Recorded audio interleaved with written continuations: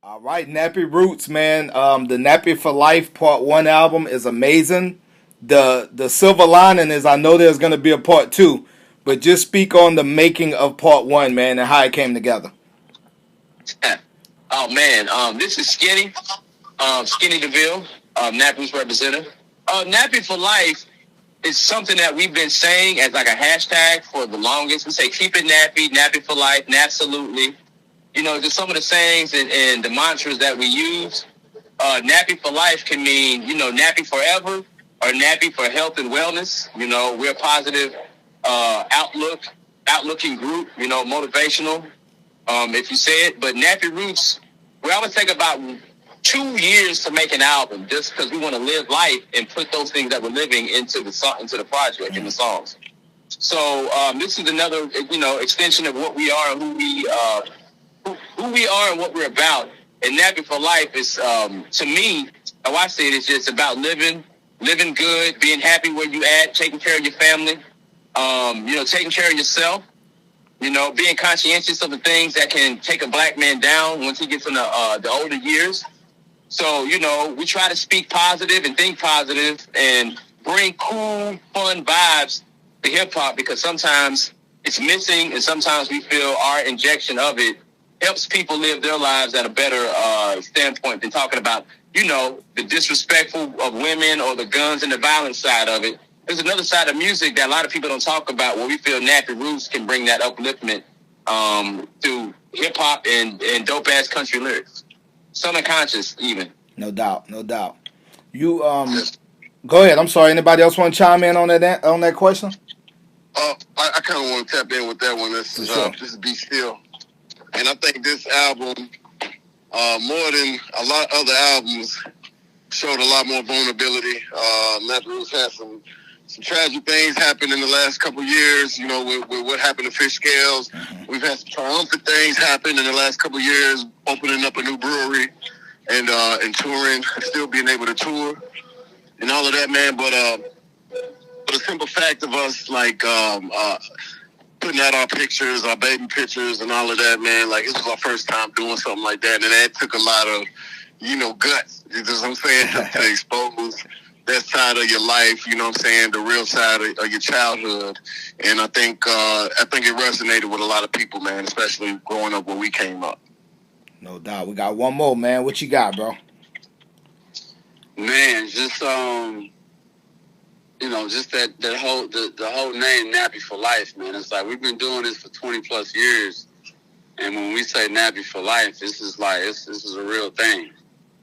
We started off, we was college students, we was friends, we grew into brothers, and we're at a point now where it's like, we've been at a point for a while, but this right here encapsulates it, and it's like, man, we in into the wheels fall off. And Nappy for Life is like is more than just music. It's a lifestyle. We done pivoted to beer, and we making other pivots, and we're trying to show that you can be a 40-year-old rapper, still be cool, and still make a living, and do it differently. And that's what Nappy's always been about, is taking a different route, taking a different path. We pretty much blazed the trail that it wasn't no trail. We was cutting through the woods and making the trail as we was going. And that's what this Nappy for Life Volume 1 pretty much is about, man. Like Steele was saying, man, this was a very vulnerable experience. And that just comes with maturity, because there's strength in being vulnerable. You got to be strong to be able to show your sensitive side, to show, things that might not be cool in the world of rap. But Nappy, we've been able to we're damn near experts at that. No, definitely. That one word I heard used a lot is positivity. Positivity. You guys spread a positive message. You make fun. I call family reunion music. What was the keys for you guys to not conform to what's being talked about today, not by everybody, but by majority, to not conform to a certain sound. And it sounds cliche, but keep it nappy. What was the keys to that? Yeah, this is Skinny again. I think we've always, all right, coming from Kentucky gives us a point of view that no one really considered. And we could have rapped like anybody else, but I think we found strength in being us and being cool with who we were and where we came from. I think that is so much, that drives us and gives us that much more power and strength. You know what I'm saying? Like, and I know Clutch said we're blazing trails, but I think we were planting seeds for the trees to grow so someone else can help blaze the trail. And so we were doing stuff that no one was talking about. You know, when we came in, the height of Cash Money, No Limit, down south, you know, just excessiveness. You know, we're talking about early 2000s. Bling bling, you know, the era of that. Fact. But we was able to come back under this country support system like Petey Pablo, Bubba Sparks, Nelly.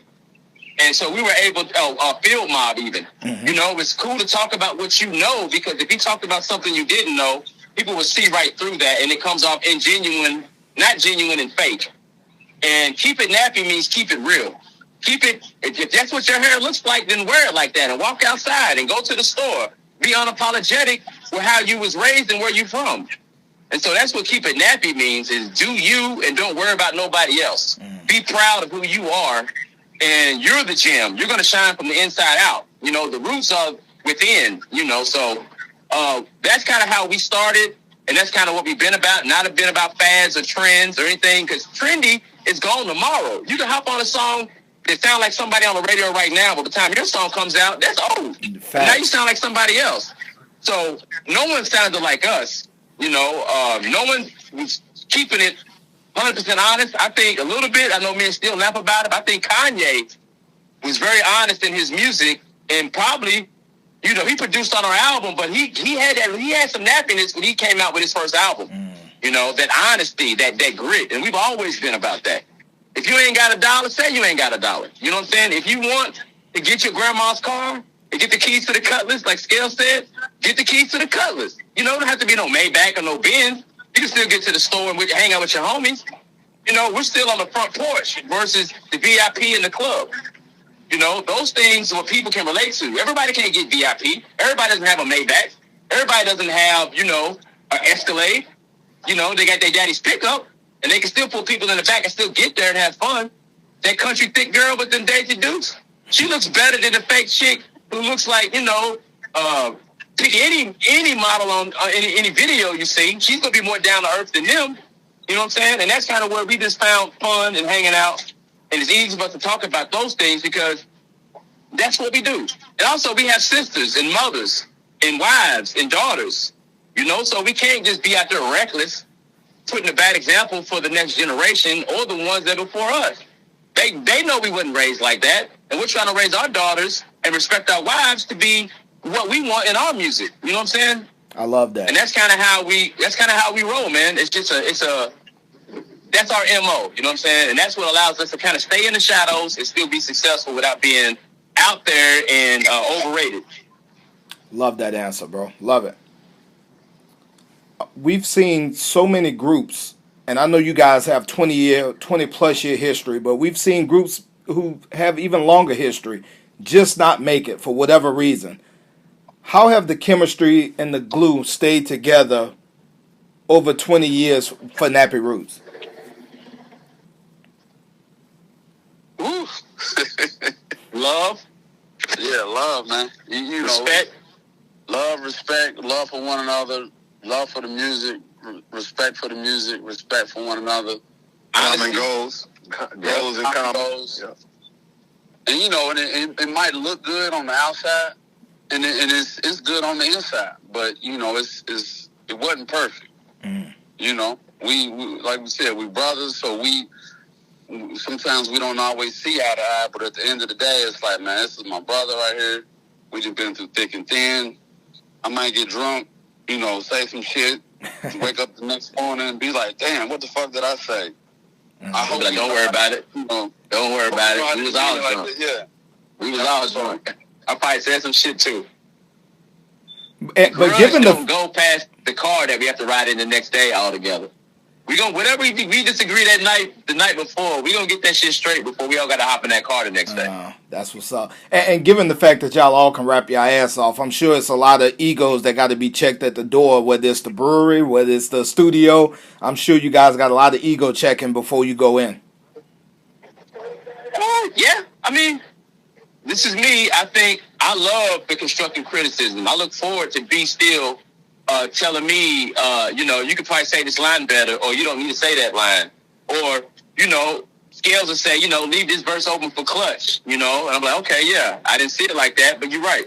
Constructive criticism, I warrant that, because if I walked around thinking I was fucking perfect, I'd be in real big trouble. And I look for my brothers to give me that honesty that I mentioned. Is like, being honest makes the better song, Mm-hmm. The ego will fuck up a song. When you think you right and you don't want to hear nobody else's fucking answer, and now you got this bullshit ass verse. We was going this way, but you wanted to go that way. It's like, no. 3 guys wrote about this, and you came out here writing about that. And we don't. Here's the thing too about our group is when we in the studio, no one knows what the next person is going to say. We don't talk about it before we get in the booth. We've always kind of been like that. It's just, if you got your verse and you ready, go on in there and show me what you got. And the first person got it hardest because he can either set the tone for the song or everybody else doesn't rap about nothing he said.